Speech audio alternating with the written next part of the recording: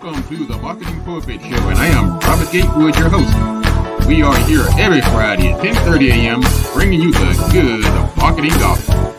We're not saving souls, we're saving businesses, saving jobs, saving our community. Now, if I happen to save a soul along the way, don't hold that against me. We'll just call that icing on the cake. Now, the mission at Marketing Pulpit Show is to build strong businesses in our community so that we can put our people to work. And we do that with business development, job creation, and service. So if you ever find yourself in a business crossroads and not sure which way to turn, just turn on the Marketing Pulpit Show because we're on a mission. The show is broadcast live from the illustrious Radio 1 studio. Welcome to the Marketing Pulpit Show, and I'm Robert Gatewood, your host. I am here every Friday at 10:30 a.m. bringing you the good marketing gospel. Not saving souls. That was my dad's job. He was a preacher. I am here to save businesses, save jobs, save our community. You know what? There is a direct link between the success of businesses in a community and the societal challenges that's faced by that same community. So I take a circuitous route to get to solving these problems, and that's by building these great businesses. You build a good business, you can hire people, you can take people off the street, you have income coming through the house, you'll be able to educate your kids, all this good stuff. So there's a plan, there's a method to my madness. I'm Robert Gatewood. I'm a business developer by trade. I actually have a company called Gatewood Marketing and Web, which you can find out about by going to gatewoodmarketing.com.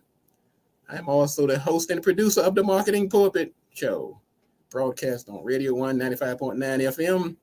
And you can also get the show on Facebook, YouTube, LinkedIn, X, even Instagram. So we're out here, ladies and gentlemen. And I'm also a professor at Prince George's Community College, where I teach marketing, I teach social media, I teach digital marketing, I teach networking. Worked in the federal government space as a consultant for the Small Business Administration, helping them in the technology area. Let's see, what else? Quite a bit here, as you can see. But it's not to brag, it's to talk about, you got to know your stuff. Just can't be getting this information from everybody.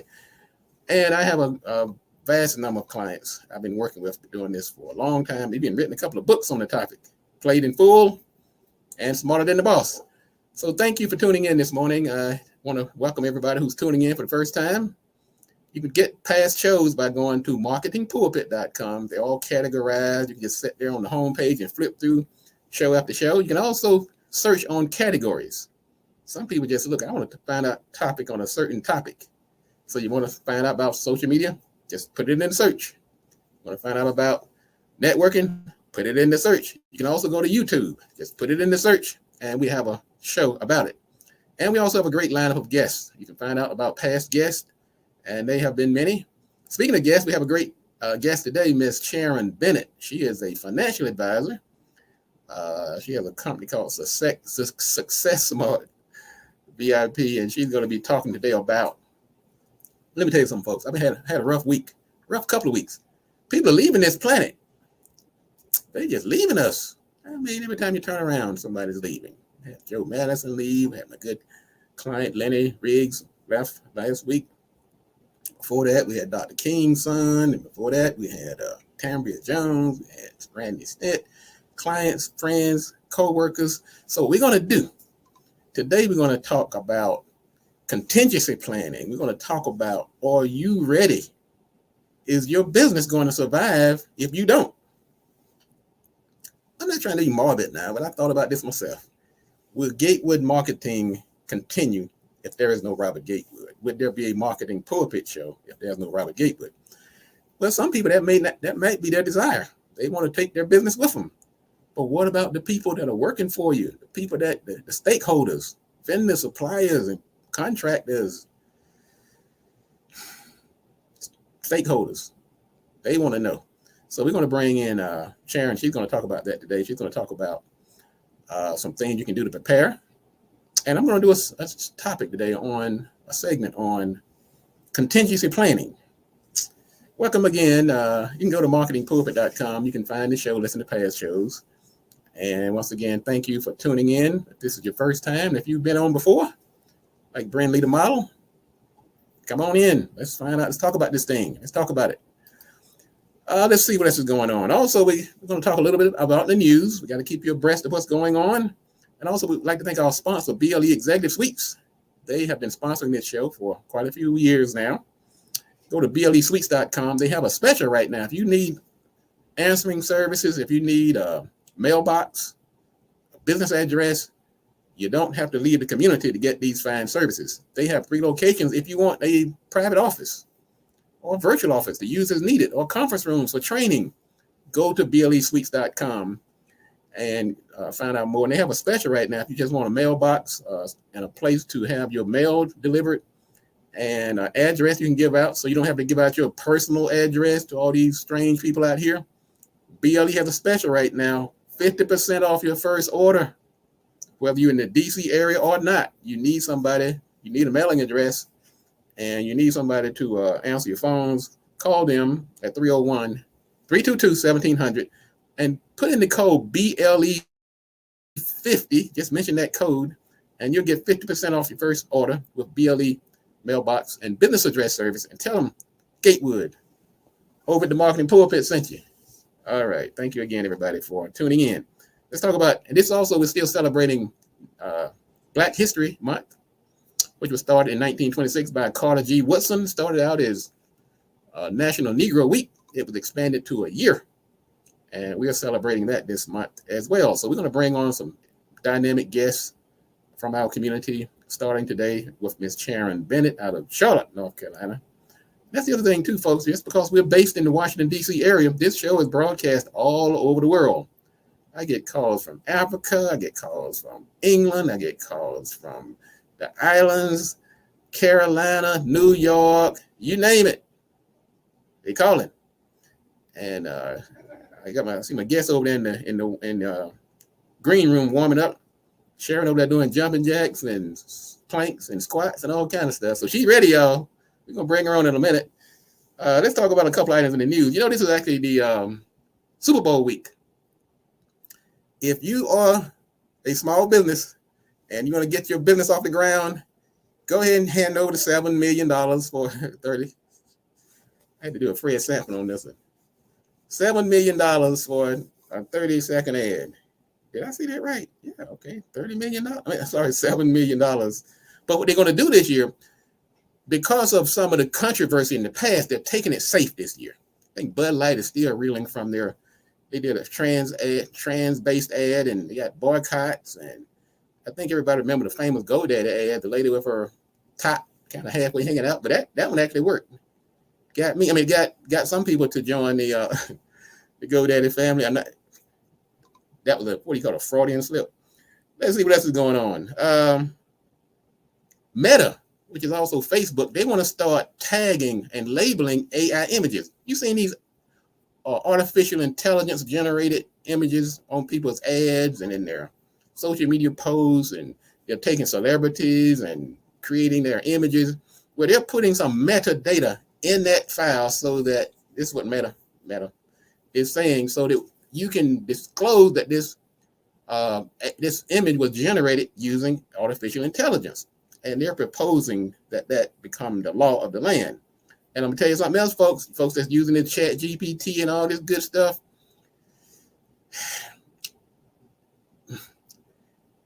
It's just a matter of time, and they're already doing it, just telling you. They know that it's chat GPT. And if they don't know now, they're gonna know later on. So don't think you're fooling anybody. So if you're gonna do it, go ahead and use it for maybe to help you organize your data, but not to generate your content. I mean, I use it, but I use it kind of to organize and maybe check for grammatical errors and things like that. Just letting you know this technology. I'll tell you who else has found out about technology. Marilyn Mosby. She was the state's attorney in the state of Maryland. And she's down there. She bought a house that she just went to trial, and she was convicted of 2 charges of mortgage fraud. Once again, now you think she would know better, but this technology, all the bad guys, just give it up. You're not going to get away. Just going to tell you.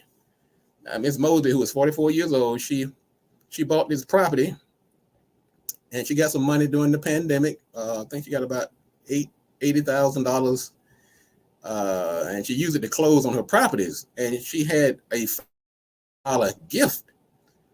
I guess when you go into settlement, you need some more money. So her husband wrote her a check for $5,000, and to find out the $5,000 came from her, she gave it to her husband. Husband gave it back to her. Paper trail. Can't get away with this stuff. That's basic. And of course, now she's in hot water. She's been found guilty. Hate that. Hate when that happened. Sharp sister too. She was involved in the Freddie Gray trial, and those police that were somewhat was accused of being responsible for his death. She prosecuted them. They were all let off the hook. But she's a very progressive young state's attorney from Maryland, and now she's on the wrong side of the law. Here's an interesting story. They found out there was a 5-year study that found out that Viagra can reduce your chances of getting Alzheimer's. That's interesting. That's right. This 5-year study of around 260,000 men, older men, were taking Viagra, and 18% were less likely to develop the disease Alzheimer's, which impairs memory, thinking, and behavior. So now when you older guys go out and have a good time, at least now you can remember the good time you had, just in time for Valentine's Day. All right, let's talk about, I'm going to quickly, and you're listening to the Marketing Pulpit. I'm Robert Gatewood, your host. We're here every Friday, 10:30 a.m., bring you the good marketing gospel. I'm a little cheerier today than last week. Man, we've been hit by deaths and all kind of things last week. So I'm feeling better this week. And I'm telling you one reason I'm feeling better, because I have my special guest warming up, Sharon Bennett, who's going to help us navigate how we can prepare in case something does happen. So hang on for that. But I'm going to lead into that, though, with my little marketing sermon for today. What it's about: contingency planning. Contingency just simply means getting ready for potential risk and how you're going to deal with it. When I write a business plan for someone, I've added a line of contingency plan. Sometimes it's 15 to 10% of the total budget. And somebody, wait a minute, Gate, when I'm healthy, I'm careful. I'm not going to need that money. You might just throw that into the advertising or put it in my pocket for additional payroll. Contingency is because we don't know what's going to happen. Now, if you take that 10% and go buy yourself a crystal ball, okay, maybe. But most of us don't have that luxury, because I understand they don't work. But let me tell you some of the things about contingency planning. If you're going to do a contingency plan, these are some of the elements that you should include. One is risk mitigation. Identify what your potential risks are. Now, in this digital age, I'm telling you, many of you are not giving enough, you're not putting enough emphasis on the possibility that your digital background or machines or software, you think they're going to work all the time. You might put that as part of your contingency plan and risk mitigation. Also, part of your business contingency plan should include business continuity. As I spoke about earlier, if something happens to you or some other major catastrophe, will the business continue? You have to put that in your plan, okay, in your business contingency plan. And also part of your contingency plan should include some type of timely response. You can't wait for like 2 years for it to kick in. So you have these things that are ready to go, just in case the inevitable becomes evitable. The owner passes, a major player passes, the basement floods, you get hacked, and there's a lot of that going on. What is your contingency plan? Now, I know a lot of small businesses, like, we got bigger fish to fry. We're actually trying to get the orders out the door. We're trying to get employees on the job. You're trying to pay your rent. Well, you're not going to have much rent if your building goes up and you didn't have some kind of plan. Now, here's some steps to develop a plan. First of all, identify the risk and prioritize the risk. Okay, maybe fixing the carpet might not be the biggest at the top of the list, okay? Maybe you want to get that carpet cleaned if somebody spills something on it, but you might not put that at the top of your contingency plan. Some other things. Develop strategies for each contingency. Computer hack, death of the owner or some major player, major competition comes to town, Walmart moves across the street.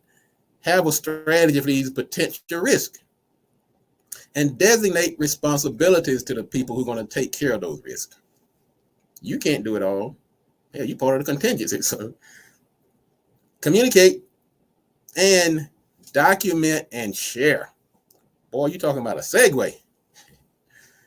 That's a segue for your behind. Document means have it written down somewhere. You can't just have a contingency plan walking up in your head and you go out here and get hit by a bus. Your contingency plan just went out the window.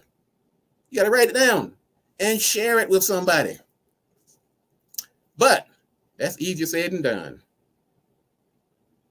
So get a contingency plan, follow these steps, go back and watch this show, share it with others to make sure that you have some type of plan, because people are leaving here.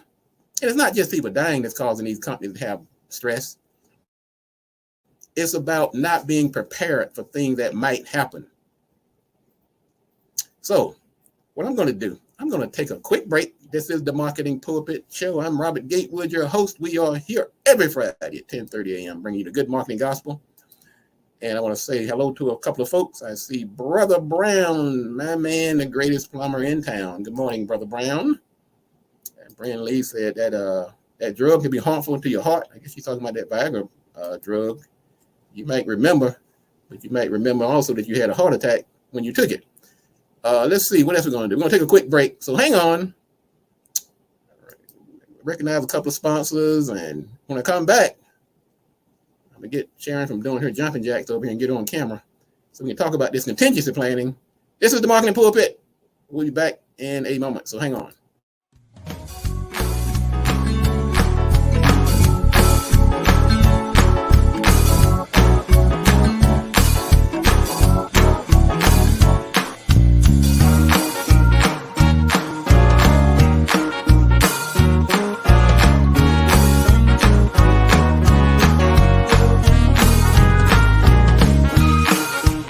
One cup of greens per day will lower your risk of dying from heart attack or stroke by 30%. Hallelujah.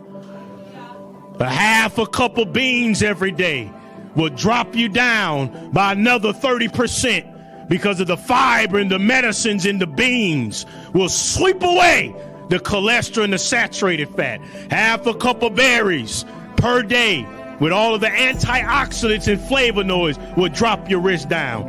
And then finally, a fourth of a cup of nuts and seeds every day will drop your risk down by 33%. You simply eat those foods every single day and take everything else away that's destroying you. And we could eradicate heart disease, high blood pressure, and stroke. Glory! Hallelujah. Register today and get ready for your health revolution.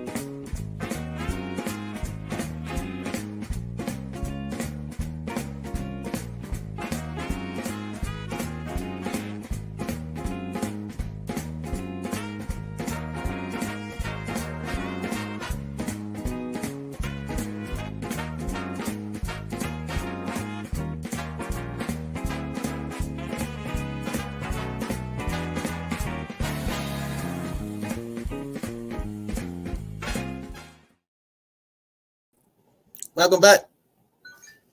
This is the Marketing Pulpit Show. I'm Robert Gatewood, your host, and we are here every Friday, 10:30 a.m., bringing you the good marketing gospel. We're not saving souls, we're saving businesses. Go to marketingpulpit.com, and you can find the show right on the homepage. You don't have to go to Facebook or YouTube or Twitter or Mitter or Litter or whatever, all these different platforms out here. Make it simple. Just go to Marketing Pulpit. That's all you got to remember. Also, join our business directory. if you have a company, you're trying to get some recognition, got a lot of folks coming in that directory. They're signing up. We feature people on our Facebook pages and recognize them on the show. So go ahead and get your name in there. Our special guest, Ms. Sharon Bennett, I see her company is already represented in the directory, and you should do it too. We got some free plans. We can upgrade you, bring you in the studio as a guest. You'll see on the homepage of the mpi.bz, where we actually brought in several of our advertisers into the studio at Radio 1, the 222 Productions, Minister of Wellness, Nathaniel Jordan, attorney Margot Thomas, let's see, Share, the entertainment company. So go ahead and let's get you out here and blow you up, make you some money in 2024. Let's see, we got comments coming in over here. Let's see here. We have Marcia. Welcome to the show. And everybody else who's tuning in from all over the world, thank you for tuning in to the Marketing Pulpit Show. Let's go to bringing my guests onto the stage here. And let me get this thing set up right here so we can see her. That's not doing it. Let me try something else here. So hang on there. Got to get me an engineer in the studio here. That's what I got to do. Put that on my list of things to do. That's part of my contingency plan. So I don't have to be pushing all these buttons, daggone it. Because, I'm just making a mess over here. So hang on. Let me get Sharon on the screen here. I see you over there. All right, hold on, Sharon. Hang on. I see you over there. Hang on. Let me put a different format here on the screen so I can see you. There she is. Come on, Sharon. Hold on. Let me Good morning. All right. Welcome to the show. As you can see, well, I guess all those push-ups and exercises you were doing were working. You like you're good to go. How you doing this morning? I'm doing good, Robert. How are you? I'm doing good. I'm telling you, I'm better this week than I was last week. I was on here last week. I was a little teary-eyed and had some good friends and clients to leave me. And I said during that show that I got to get Sharon in here to help us prepare, because people are leaving here. And I want people to be prepared. And I think once upon a time, we had you do a small segment on our show. Mm-hmm. And I said, I'm going to get you back. Well, I think the time is now, as they say in the old days. So first thing I'd like to do is let you introduce yourself and tell us about you and what you're doing and your organization. Then I got a few questions for you.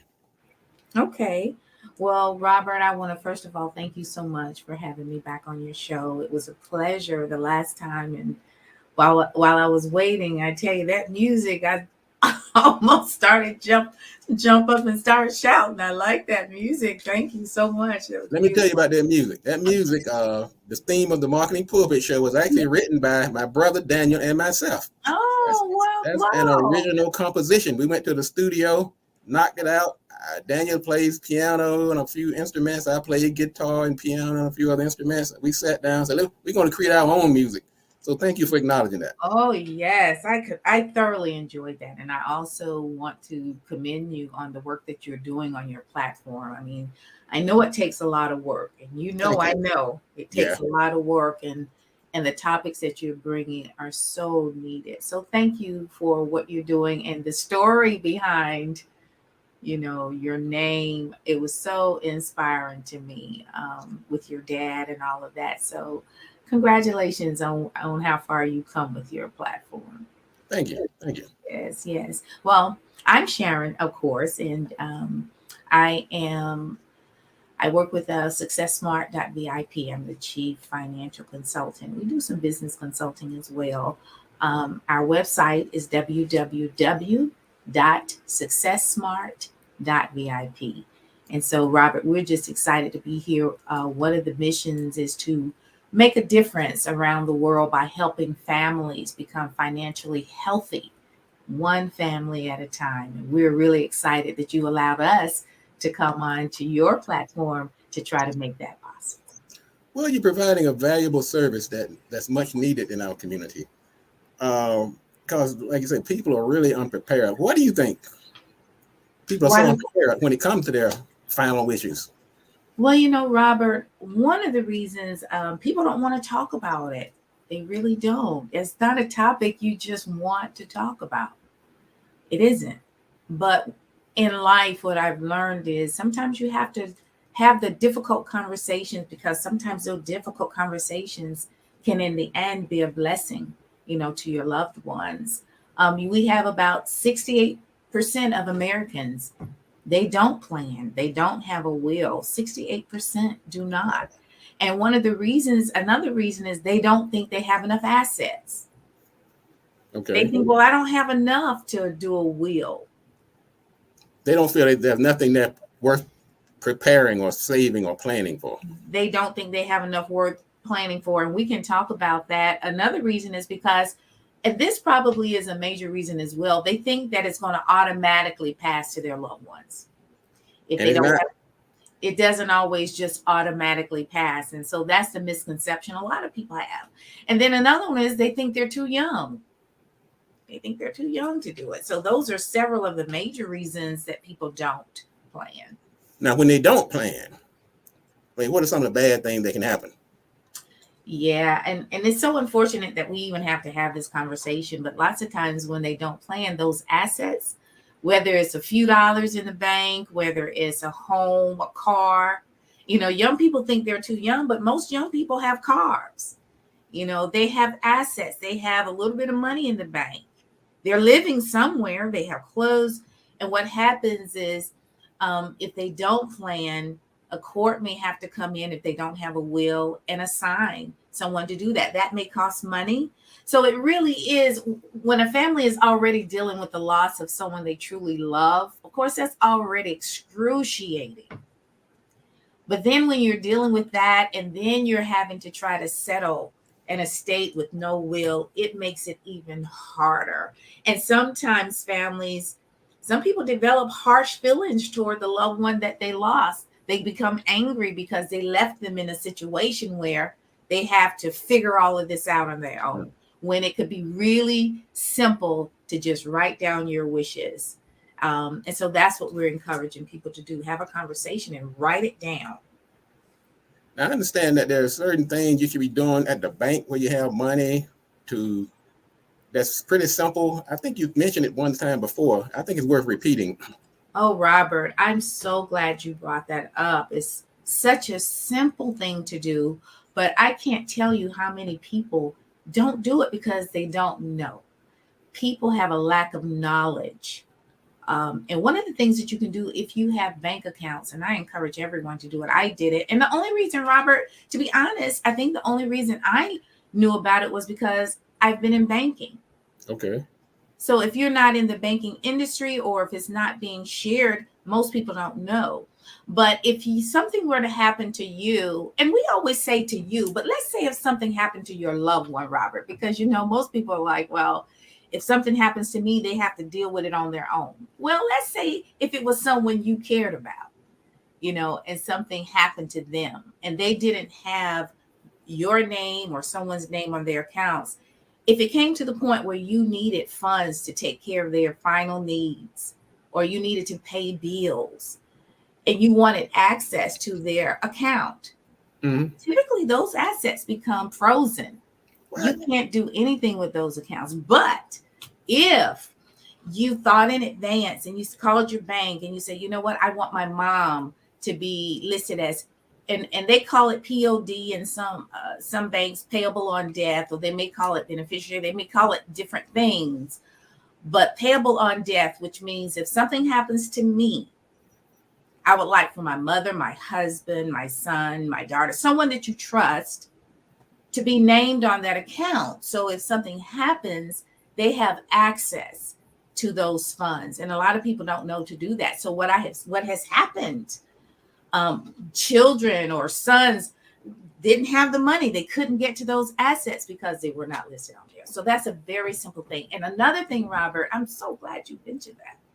This is another thing that people don't think about. If you have a 401k at work, or if you have annuities, life insurance. Okay.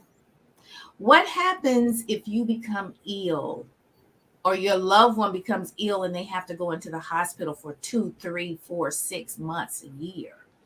If they have life insurance and didn't name a trusted contact on those policies could lapse because they're not being paid.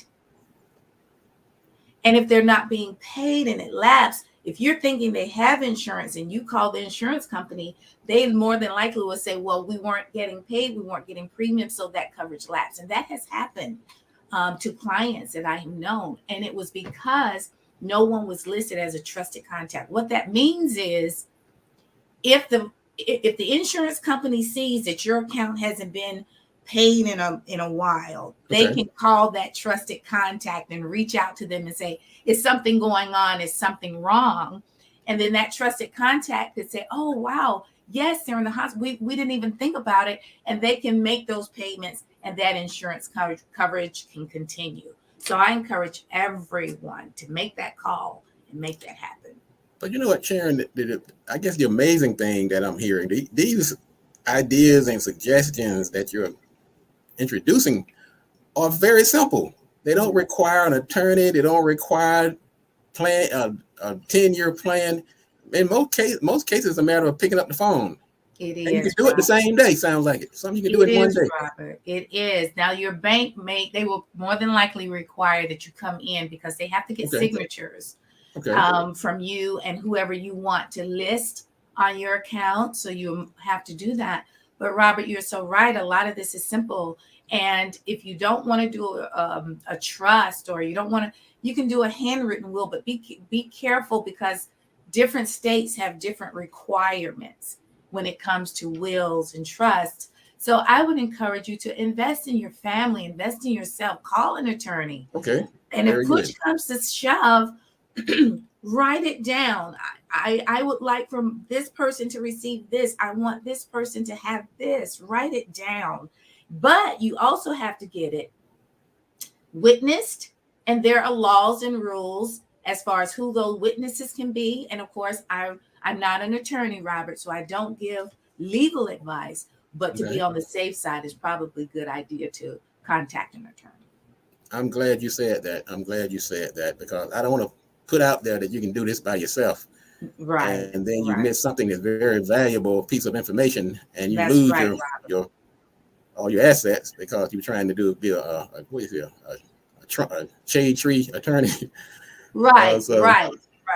And you know what, Robert, to be honest, when I was younger, I did a handwritten will because, I didn't have a lot. And I'm not saying I have a lot now. I'm just saying that was what I knew and I did it. But I did ask an attorney who was so kind, Robert, so kind to me because he was like, well, you know what? I'll review it and take a look at it. And it was okay.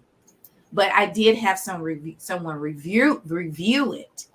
But I'm not sharing this. These are things that I have done, things that I have learned that I needed to do. And not only that, but if you have children, especially if they're minors, this is something you need to do. But you also need to decide, well, if something happens to mommy and daddy, who do we want to be the guardians of our children? And there are people who have assigned guardians to their children. And sometimes they do the right thing, sometimes they don't. So really think and pray about who do you want to be the guardian of your children. Otherwise, if you don't have it written down, the courts will assign someone for you to be guardians. And it may be someone you don't want to be guardian of your children. And you said a couple of things that really just stand out. One was that you can have all this money in the bank and you suddenly pass and now somebody's got to pay for your funeral expenses and they can't get to the money. The insurance, Robert. Right. That's almost sinful. That sounds really. It happens. And if you think about it, Robert, just think about how many times you've gone onto Facebook and you've seen GoFundMe for sometimes wealthy people, sometimes GoFundMe because they didn't have the money. And what a sad way for someone to be put to rest in a way like that. You want to be laid to rest. You want your loved ones laid to rest in a dignified manner. Now, I get that sometimes you come upon hard times and you can't keep your policy. You can't. And your family may have to do that. I understand. So I don't judge anyone. But Robert, the spending power in African Americans households is $1.6 trillion. That's the spending power. So the money is there. So in most households, Robert, it's not a money issue. It's just a fact that it hasn't been done. So I'm encouraging you to please do that and pass those legacies on to the next generation. Do you know that the millennial generation, that beautiful, smart generation, Robert, for the first time in history, that generation is worse off than the generation before it? Wow. Because mainly things aren't being passed down to, or people are forgetting. And that generation deserves better than that, along with the next generation that's coming. The X, Y, Z's, the alpha generation, that beautiful little generation is coming about. And all it takes, Robert, is for us to sit down, start having conversations, executives doing things like you're doing, having people come on and talk about it. Well, thank you. I know you didn't want me to do this, but I'm going to do it anyway. You have a planner that you actually put out, and I'm going to tell you, I have downloaded it myself, and because it is such a good tool for people who are, I think Colette Jackson, one of the listeners who's tuning in, she kind of made a perfect segue into this. She said, undocument is undone. I mean, until you write it down, it doesn't count. It's really not going to happen. It does. So you have a tool that I have, and I know you say you want to come in and try to sell anything, that you want to just give out information. Yes. But I do think, this is my personal suggestion. Okay. This tool you have called, I think it's Pre-Plan Your Way. It's a success planner. Yes. And because you felt so strongly about this, there's one of the marketing axioms is that find a need and fill it, find a problem and solve it, and you will find success. So since you were so close to this problem, you've been a banker, a financial planner, I think you've been in the funeral industry, you have covered all of the bases. So if there's such a thing as somebody with an inside track, you are the embodiment of the person who would make such a planner because you saw the need for it. Just quickly tell us about this planner before we wrap things up here. Okay, Robert. Yes, and you're absolutely right. I was looking for something for myself because I had seen something similar and it didn't have everything I needed. I wanted something where I could put my I have a lot of passwords, Robert, with the websites and with business, my bank account. So I wanted something I could put my passwords down. So if something happened to me, my family would have it. But then I also wanted them to know where my documents. And so with this document, it allows you, it's a digital document, Robert. So it's not something you have to just write. You can type in your information. Military, if you're in the military, you can put that information because there are documents your family is going to need if they want to take advantage of some of the resources the military has. But it also helps you to lay out your plans. What do you want? How do you want your wishes to be laid out? Do you have children, medications? I have a pet that I love very dearly. Okay. I wanted someone to take care of my pet. If something happened to me, I didn't want my pet going to a shelter. So I actually talked to someone and said, hey, if something happens to me, will you be the guardian for my pet? And so I have that listed, So yes, this allows you to do what we're saying, to write it down. And it's a wonderful tool. You can go to the website. It is there. And you're right, Robert, I wasn't going to talk about that. But it is there for you to take advantage of that resource. And it's just a valuable tool for you to save. You can send one to your attorney, send one to your family. You can print it off, but it's a wonderful resource that we've got to start using. And Robert, I wasn't going to say this either, but do you know 87% of people, those of color, don't have a will? 87%.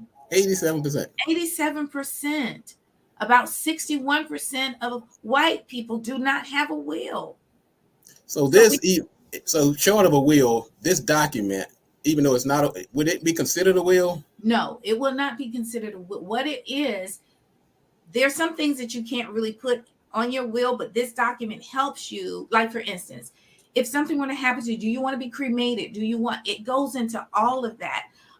One young lady, she told me a sad story. She said she couldn't find her father's information about his funeral, his will. So she had her father cremated. But later on, after his cremation, she found out he did not want that. And for years, she struggled with that. This allows you to put that information down. So when you do prepare your will, it's there. Or you can take it to your attorney and say, this is what I want. And they can help you prepare your will based on that, and it won't take you as much time.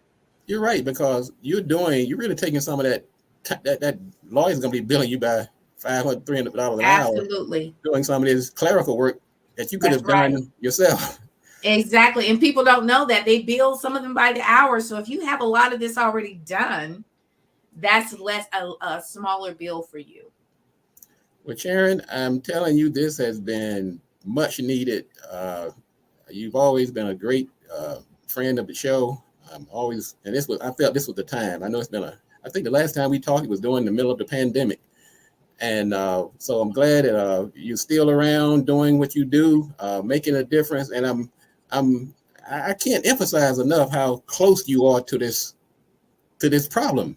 And I'm not sure there's anybody else out there that's more uniquely qualified to have touch and connect all of the dots. And don't forget, Robert, like you, PK, so my dad, oh my goodness, he performed. Oh, yes. Yes. All right. So, all the PKs out there. Woo, woo, woo. Yes. All right, Sharon. Thank you again. Folks, this is the information is on the screen for the planner, for the planner, preplanyourway.com.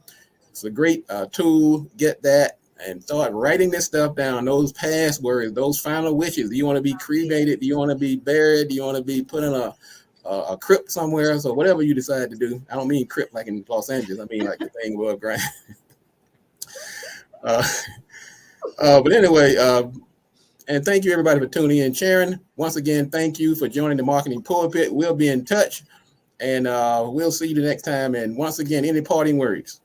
Well, Robert, thank you so much again for allowing me to be on your platform, and my condolences to all of those who've recently experienced losses. Robert, I know in your world you have as well, so my condolences. But know that weeping may endure for a night, but one day for those who believe, joy will come in the morning, and we're here to help anyone who wants to go further on their journey. Sharon, thank you again. Thank you for being a supporter and friend of the Marketing Pulpit. Thank you. Thank you. Folks, that was Sharon Bennett out of Charlotte, North Carolina. She has a company called Success Smart VIP. And she also has a journal called preplanyourway.com. And the information is on the screen. I want to thank everybody for tuning in. Let's take heed for this good advice. And we're going to be back next week on the Marketing Pulpit Show. I'm Robert Gatewood, your host. We are here every Friday at 10:30 a.m. We bring you the good marketing gospel. And go to the Marketing Pulpit website. You can listen to the show, and you can pass this valuable information on to others. And as I always close out, as Mr. Brown likes to help me say, if you want to be successful, you have to do these three things. Do the right thing, do it at the right time, and you have to do it right. Enough talk. Let's get to work.